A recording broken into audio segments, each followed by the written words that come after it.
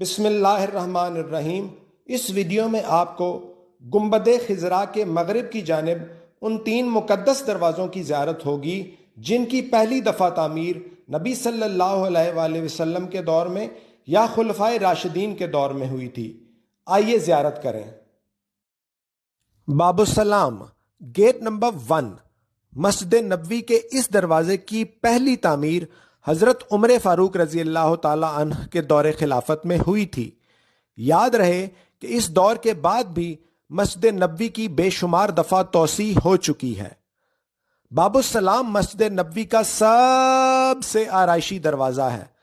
زائرین اس دروازے سے گزر کر حجرہ عائشہ کی سنہری جالیوں کے سامنے کھڑے ہو کر نبی صلی اللہ علیہ وآلہ وسلم کی بارگاہ میں درود و سلام کے نذرانے پیش کرتے ہیں۔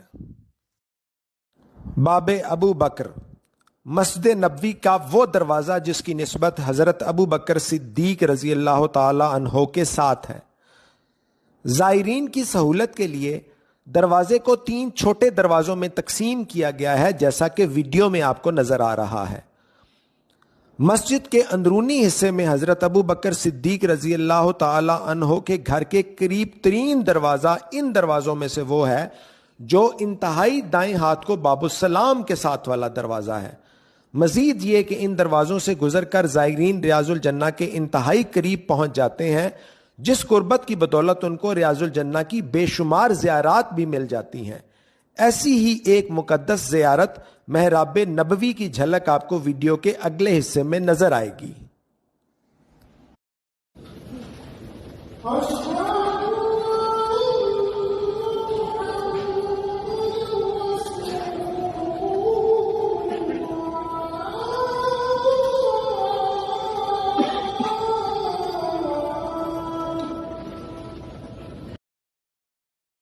باب الرحمہ، مسجد نبوی کے قدیم ترین دروازوں میں سے ایک دروازہ۔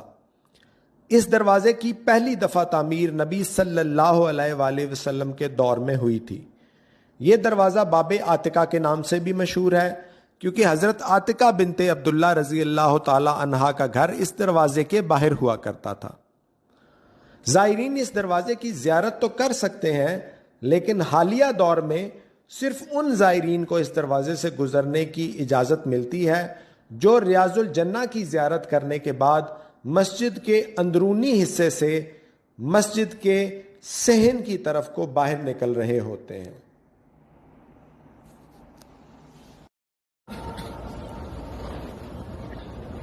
حی علی الفلاح۔